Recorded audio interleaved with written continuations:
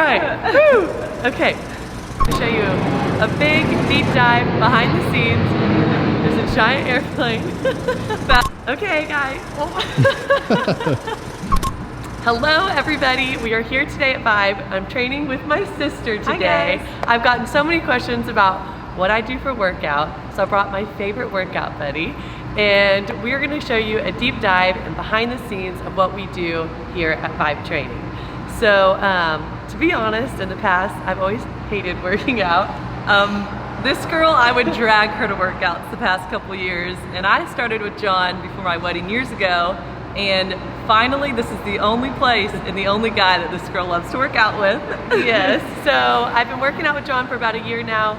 I finally found a place that I love, so I encourage you to find somewhere that you love, and if you're in Dallas, definitely try out John. He's the best, and he pushes you just hard enough that you want to keep coming back for more. You crave it. Yes, seriously. You do. So, okay.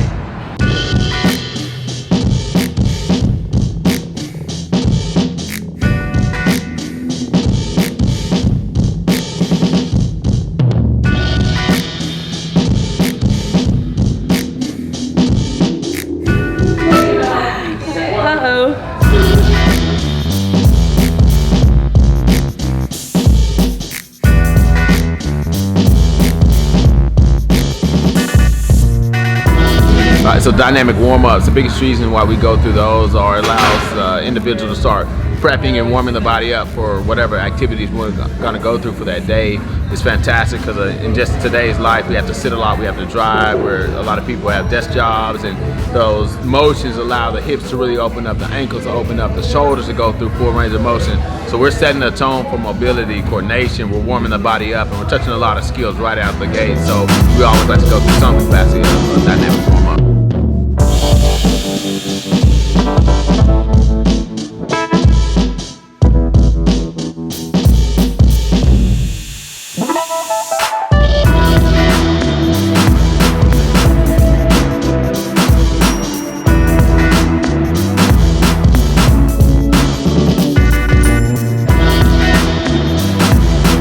I forgot to mention that this bee just had a baby. No excuses. Yep. John's your guy. I trained through my whole pregnancy. He gets the credit.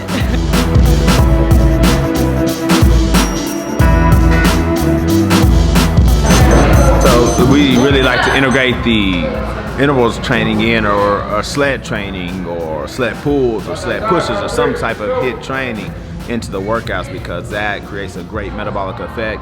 It allows them to see load and resistance in different manners, and it creates a very high post-exercise oxygen consumption, which is going to burn a lot of calories after. Plus it's fun to do, so that's why we like to incorporate some type of HIIT training in. But it also gives us a very measurable tool, whether it's speed or whether it's distance or whether it's load, as to how the clients are progressing. At VIVE, we track everything, and that's how we make sure that we see consistent progress.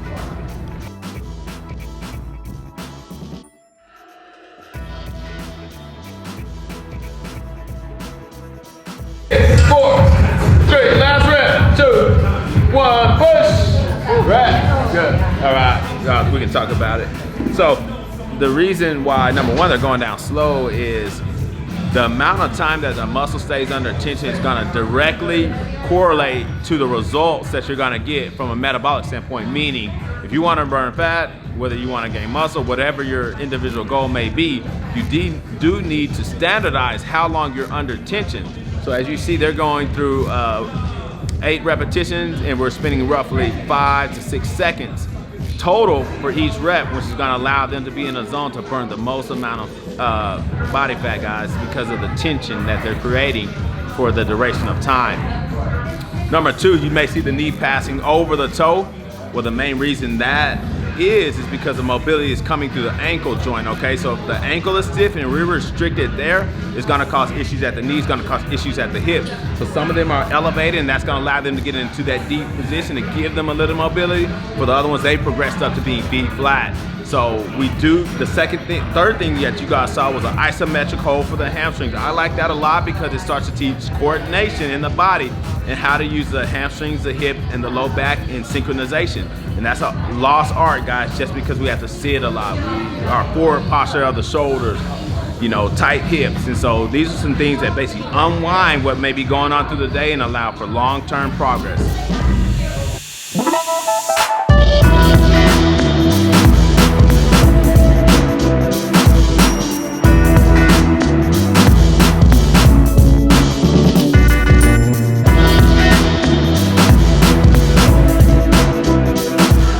One of the biggest missing areas of opportunity and just health, wellness, and changing the body positively for long term is the ability to move load. So you see these women there actually moving a very good amount of weight, and the thing is they didn't start there, they had to build their way up. But a lot of times people will limit or plateau themselves because their fear of lifting heavier weights. Well, the load is a byproduct of the function of the body, and they started at a weight that they could handle for their fitness level, and they slowly work their way up. You do need to do strength training. You do need to place overload onto the skeletal muscular system, and this is a way that we can incrementally do it. And so what we look for is generally like 2 to 4% per workout. We track everything, we write everything down, and we make sure that each client can see consistent progress over time. And so what you see right now is a lot of weight being moved, but they didn't start there. And so everybody can get better, everybody can progress, and we just start off wherever you are with what you can do.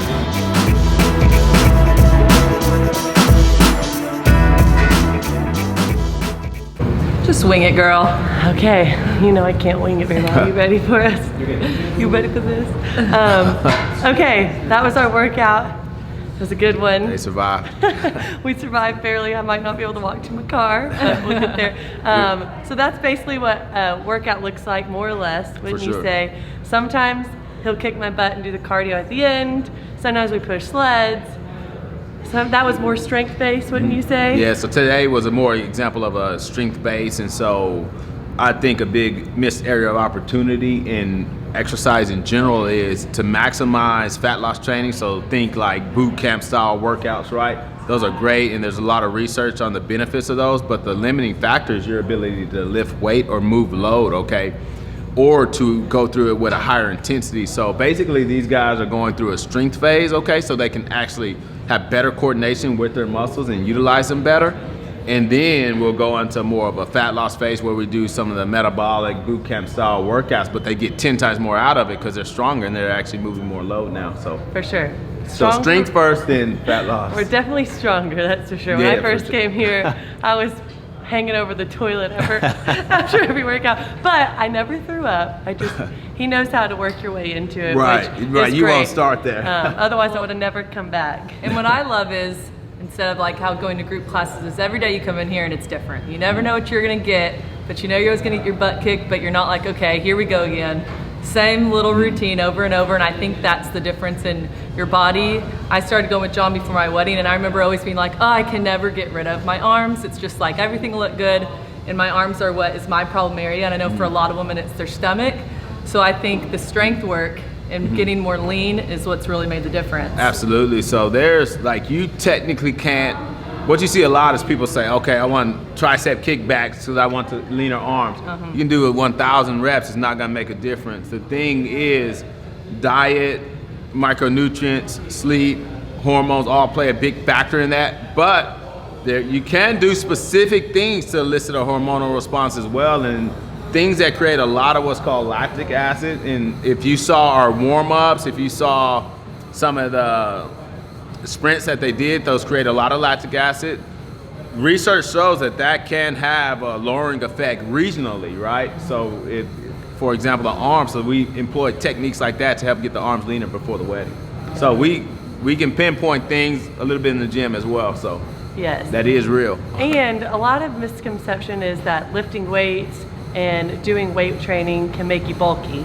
And I've definitely gotten leaner since I've started working out with John. Can you explain a little bit about that misconception? Absolutely, that's a big time misconception, and it actually long term is going to impair you from having quality health, guys, if you forego doing resistance training for a smaller frame. Generally what happens is you begin to lift weights, you're going to lose body fat, okay? It's body recomposition, right? Lean muscle mass is going to take up less space than fat mass. So what happens is circumference, or the actual, say this is an arm right now, the circumference will go down as you get leaner and lose body fat. Will you gain some muscle? Absolutely, but that muscle is not regional. It's gonna be dispersed over your whole body. So what happens is, say we do measurements on 14 sites of the body.